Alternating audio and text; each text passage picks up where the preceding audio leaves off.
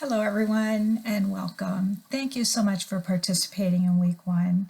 Last week you presented your ideas for your project topic, your intervention, your tool, and the impact that your project would have on the practice problem that you've identified.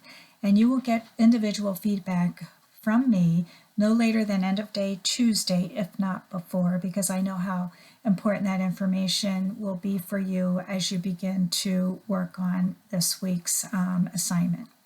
So before we go into this week or week 2, I do want to just look at a couple of things from last week, which I thought it was a little easier to do it on video than to try to write everything up online. So number one, when you think about your project, be sure that it's a change in practice. That's a requirement from the college, and it's something that you need to be sure that you're focused on. The second thing is your tool. You want to be sure that your tool is a valid and reliable tool. It isn't anything that you can make up. It's not anything that your organization can make up. You need to have the statistics to show that it is valid and reliable, and you're going to use those statistics, add them to your paper at some point, and then also in a methodology checklist that you'll have to complete.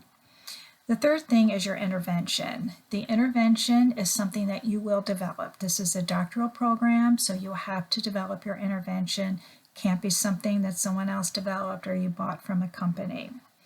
And then the last thing I just want to mention quickly is your population. We're not going to get into a lot of detail on this now. We'll discuss it later. But the important thing for you to understand is that there is a minimum requirement for your population. You'll learn a little later on how to actually calculate that so you know what the actual number is for your project. But most times it's right around 34 participants. So when you think of 34 participants, then you have to think of what's your accessible population. That accessible population has to be pretty close to double that number. And the reason is that you're going to have students or participants, they may be staff members, some of you are looking at working with staff, who will tell you that, oh yeah, I'm going to participate, and then they don't. There'll be people who will sign your consent form and then they don't follow through. There will be those who will even do everything up to the post-test and then decide, oh, I don't have time to do this post-test, I'm not going to do it. Or maybe they don't fill out all of the questions and they leave some blank. All those things cannot be part of your data, so everything has to be completed from start to finish. And so that's just something you need to be thinking about as you're looking at population.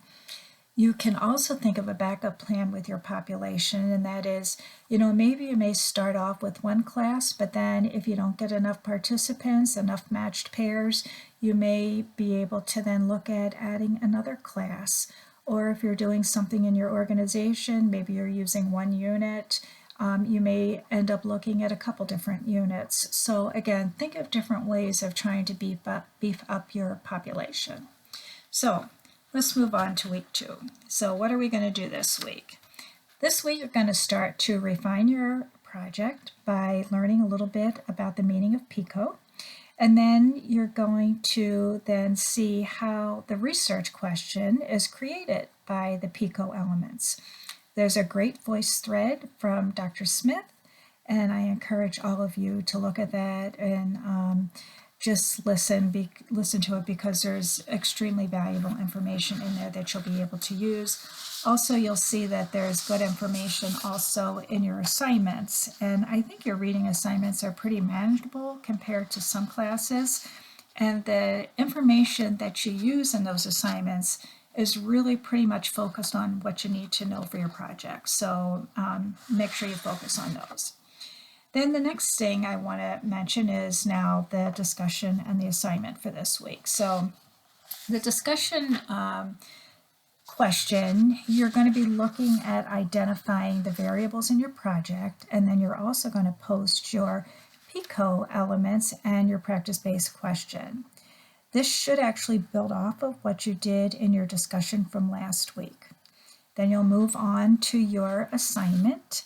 And your assignment, then you're going to take that practice-based question that you just developed in your discussion and move that into your paper. And then you're going to conduct a literature search with the key terms from your PICO and complete the search strategies table. Now, as you begin the review of your literature for your paper, there are several suggestions on how to assure that you've identified the relevant articles or books, journals, whatever you may need that's specific to your topic. And one of the things I'd share with you is that I know when I do a search, once I start seeing the same references reappearing in search after search after search, I know that I'm pretty close to being where I need to be. The text also gives you some great suggestions on how to systematically complete a search. But again, just, look at all these different things and find out and see what works for you. But having a complete search is really important. Then the other thing is you really need to organize your search. That is vital because you have to be able to find these articles and references, 6, 12, or even 18 months down the line when you're trying to finalize your paper. I know I usually kept all of my articles in an electronic file. And then I also had a binder with certain references in there. So like those articles that I knew I wanted to reference more frequently, or those references that I wanted to take notes on and make sure that I had that information for later, I put those in a binder. So you find whatever works for you and then just kind of follow that system. Then the last thing I wanted to mention about your assignment this week is that you're actually going to be writing your introduction. So this is the actual introduction for your paper.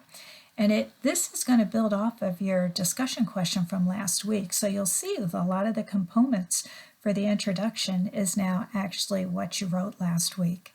And if you recall from my videos from the ones that I did previously in the first week, they talked about the DNP template and the project working guide. So now it's time to pull those out and start using them. So when you write that introduction, you need to use those two documents and be sure that you're following that and hitting all the key points for the introduction. You can just kind of check things off as you go through that working guide and make sure that it's all there within your introduction. And that is going to be extremely helpful for you as you move forward. So I think that's it. I want you to have a great week. Let me know if you have any questions, and I look forward to reading your discussion questions this week and also your assignments. So have a great week, everyone.